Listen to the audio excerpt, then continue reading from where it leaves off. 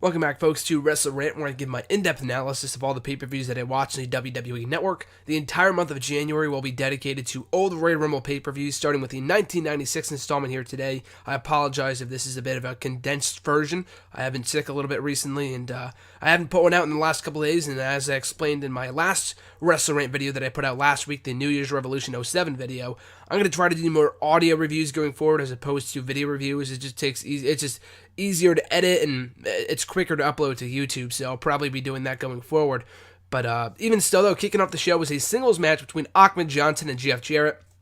Pretty fun matchup for what it was. Ahmed Johnson, obviously not the world's greatest worker, but very limited in that respect. But that said, though, Jeff Jarrett was still able to get a decent match out of him. Sold very well for Johnson's offense and kind of dodged a bullet. The match was all about Johnson getting his hands on Jeff Jarrett, and Jeff Jarrett, in the end, would jump off the top rope, get himself disqualified by hitting Johnson over the head with the signature guitar, getting himself disqualified in the process. So a fine opening matchup. They were obviously trying to protect Johnson at the time, so they didn't want him to get pinned, so that's understandable. But it was not the world's greatest matchup. I mean, Jeff Jarrett, a lot of people credit him as being very overrated in the ring, and Ahmed Johnson was obviously nothing special either. So you put the two together, you don't expect to get a good match. It was a decent match and a fun way of kicking off the show. People really wanted to see Johnson get his hands on Jeff Jarrett and finally give him his own. But obviously that did not happen, but it kind of delayed that finish a little bit with Jeff Jarrett getting himself DQ'd and getting the better of Ahmed Johnson, if only for a brief minute when he smacked him over the head with a signature guitar in a very cool spot. So up next, the following tag team match was for the WWF tag team titles, pitting the Body Donnas versus the Smoking Guns. So pretty good matchup for the most part, and this was around the time that the Body Donnas were partnered with Sunny, and she was obviously the focus of this matchup. They showed her in a pre-tape before the show, saying that viewer discretion was advised, and it was kind of useless too. I mean, this was even before the Attitude Era, and there really wasn't anything about this show that kind of screamed over the top like we would see in the Attitude Era, so that was a bit random. But obviously it was all about Sunny, even though the Body Donnas were a fine tag team. Same with the Smoking Guns.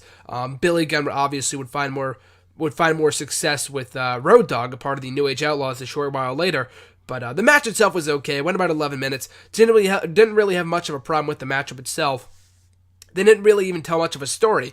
It was your standard formulaic tag team matchup. The only thing really worth watching about this matchup was Sunny at ringside. She probably got more camera time than the people in the ring did, which is really interesting. So I enjoyed that aspect of it.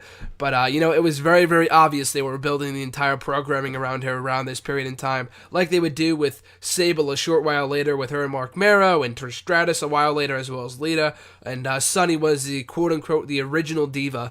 And so that was kind of definitely driven home in this matchup with her being the focus of this contest. So it didn't really have a problem with the matchup itself. The Smoking Guns went over, still the WWF Tag Team Champions. Didn't really care for the matchup all too much. It was a fine matchup. It wasn't terrible.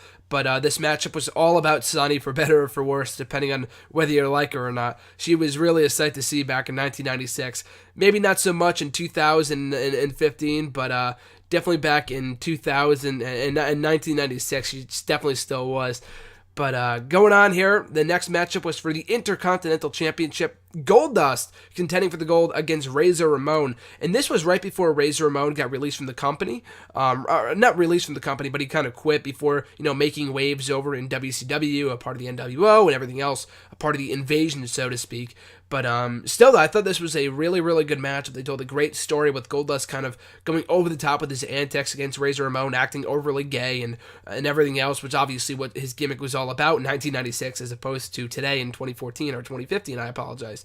But they managed to tell a really good story from that sense, with Goldust trying to get his hands on Razor Ramon, and Razor Ramon really kind of just being defensive and kind of backing away from Goldust at all points. So they did a great job with that. This matchup would also mark the debut of Marlena, who would stick with Goldust for a while later as the woman manager, as the valet for Goldust for the rest of his, or for a while later, not for his entire run, obviously, but for a short time these two were together. And, this was her first appearance on WWE TV, which I did not know until I saw this matchup. So that was pretty interesting to note. But, I really enjoyed the matchup. I thought it was great. Goldust, was so dedicated to his character. The fans absolutely hated him as a heel. He was so great and dedicated to his character, despite how against it he was at at that period in time, which I've talked to him before in an interview and stuff like that. Obviously, and he's said in past interviews as well, and that he was very much against the gimmick at the time when he first got it. But he really came into his own with that gimmick, and maybe he wouldn't have been as over if he didn't have the whole Goldust gimmick. He was the only one that could really play it and kind of take it to heart and make it his own. He definitely did that. That really showed in this matchup. Not only, like I said before, they really told a great story. Him and Razor Ramon had a lot of great chemistry, but it was more about him and Ramon having great wrestling skills, too, in their respective, as respective wrestlers. Both guys were awesome wrestlers, so it really made for a great matchup from that respect as well. But enjoyed this contest. Goldust got the better of Razor Ramon in this matchup and won the Intercontinental Championship after the 1-2-3 Kid got involved and helped Goldust win the gold. So I was a little unsure as to whether I think Razor Ramon was a babyface at this period in time, so I'm not sure what that would make the 1-2-3 Kid. And that could also be the same could also be said for the Royal Rumble, because obviously I don't watch what happens before these shows or after these shows. I just watch the show themselves, the shows themselves. So I didn't really know what dynamic, who was the heel, who was the babyface, whatever. But that was interesting though. Like I said before, new Intercontinental Champion crowned in Goldust. Up next, we had the 30-man Royal Rumble match, one of the rare occasions that the Rumble match itself did not main event the pay-per-view. That was the WWF title match, and I'll get to that in a minute. But the 30-man Rumble match, it was a little slow earlier on. I thought I wasn't going to enjoy it. Triple H as Hunter Hearst Helmsley was actually one of the first few participants coming in at 1 or 2, which was really nice to see considering how far he would go, or how far he would come in the next 2 to 3 years as Triple H and the DX Triple H and everything else. To still see him in the Hunter Hearst Helmsley gimmick was really interesting. But he did last a while, as did Bob Backlund, who I completely forgot was still in the company by this point. But, like I said, earlier on, there really wasn't much to note. Jake the Snake Roberts came out. He got some time. I mean, it was really weird to see. He brought out the snake, and he scared everyone out of the ring. So it was really weird to see everyone jump through the middle rope. It's not too often that you see people in the Royal Rumble. I mean, there are some people that go under the bottom rope or go through the middle rope, but they usually tell that story once in the matchup with one person, not 5 people. Jerry Lawler did do that at one point, but there were 2 or 3 points in this matchup where every competitor in the ring at that time jumped out through the middle or bottom ropes, which is a little weird because, I don't know, I'm just not used to it, I guess. But that was interesting, but even though I didn't really care for the first portion of the matchup, they really picked up the pace down the stretch. It didn't really feel like as long as a Rumble match as most ones do, I guess. It was about an hour long like most Rumbles are. But I don't know, it didn't really drag on like a lot of the more recent Rumbles have in recent years.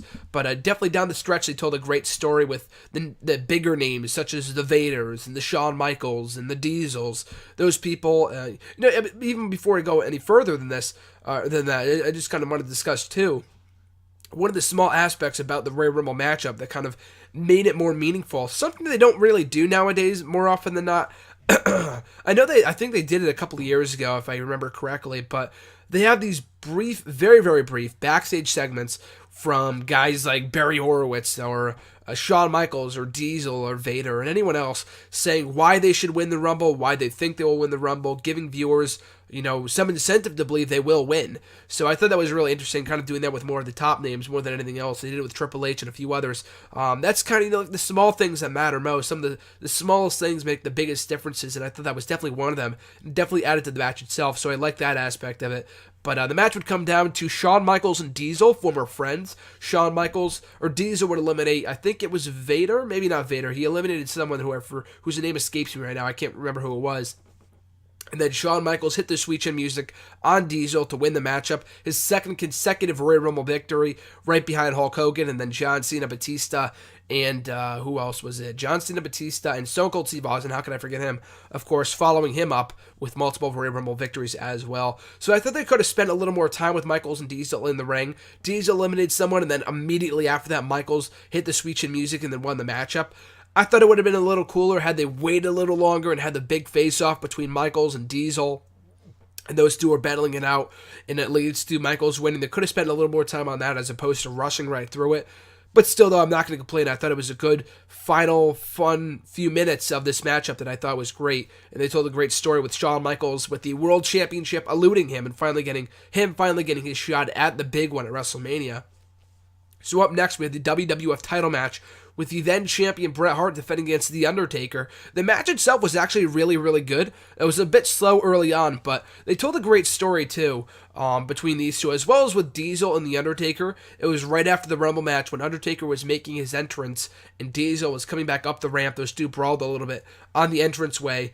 I don't know if Diesel did it on purpose or he ran into him or what happened, but these two just started brawling out of nowhere, and that led to Diesel interrupting the following matchup by when Undertaker hit the tombstone on Bret Hart, almost got the 3 count. Diesel comes down, takes the referee out of the ring. He calls for the bell. Bret Hart gets disqualified, so Undertaker won via disqualification, and Bret Hart, retained the championship. Obviously, a title can't change hands via disqualification. But still, though, I thought the match itself, before the non-finish, I thought was really, really good. There was a lot of great wrestling. I don't remember Undertaker and Bret Hart having such great matches, so maybe that's just me. But, going back and watching this matchup, I thought it was very, very good, very underrated, because I don't really hear much about it. But almost went a near 30 minutes before the disqualification kicked in, and then after the show, Diesel still attacking The Undertaker and everything else. So that would obviously lead to The Undertaker versus Diesel at WrestleMania a couple of months later, Diesel's final WrestleMania matchup. And now, also after the championship matchup wrapped up, they announced Gorilla Monsoon, the commissioner at that time, announced that the following pay-per-view, the subsequent event at In Your House, Diesel would be contending for that championship against Bret Hart. So I don't really understand how, from a storyline standpoint, Diesel costing The Undertaker the championship qualified him for a shot at that title. That didn't really make much sense to me. But, still, it's not really all too often that you get this post-show after the pay-per-view. You would think they would have waited until Raw the following night to announce that. But I guess, like we saw most recently at Survivor Series when they announced the the Dean Ambrose versus Bray Wyatt match in TLC, they should do more of that kind of stuff more often, where they announce a match for the following pay-per-view to the pay-per-view audience. I mean, nowadays it really doesn't matter much because everyone has a WWE Network for the most part, and the pay-per-view is a dying business. But like I said before, obviously this is 1996. It's a little bit different. So still, though, I thought that was kind of interesting to see them building up the next pay-per-view and announcing the following championship match and getting comments from Shawn Michaels. I thought that was really cool. So on the whole, I really enjoyed this pay-per-view. Early on, it really wasn't anything special. The undercard wasn't anything great. Goldust versus Razor Ramon, I really enjoyed. I thought they told a great story. The tag team title match and the Ahmed Johnson versus Jeff Jarrett match were pretty forgettable. They weren't terrible, but they were forgettable. And the Rumble match I thought was really, really good. They had some really good stories being told there, especially towards the end. And I thought Undertaker versus Bret Hart was great as well. So a lot of cool stories here, also planted the seeds for a lot of matches at WrestleMania. So I really enjoyed it from that standpoint as well. So I give the show 2 thumbs up. Absolutely go back and watch it on the WWE Network. The first of many Royal Rumble pay-per-views I'll be talking about here on YouTube for the remainder of January, right here on WrestleRant. So make sure to stay tuned until my next WrestleRant video. Hopefully this upcoming weekend, we'll hopefully be covering the 1999 edition of the Royal Rumble pay-per-view. I could be mistaken on that. It might not be. It might be the 98 or 2000. I can't remember off the top of my head, but I will be covering a lot of Royal Rumble shows from 96 on for the remainder of January, so I look forward to that. Hopefully you guys look forward to that as well. But in the meantime and in between time, you can catch me on Facebook, Graham G. Matthews, Twitter at WrestleRant, Bleacher Report, and YouTube, obviously, Graham G. Matthews. Make sure to subscribe, like, comment, all that stuff is greatly appreciated. Have a great week, folks, and I'll catch you next time.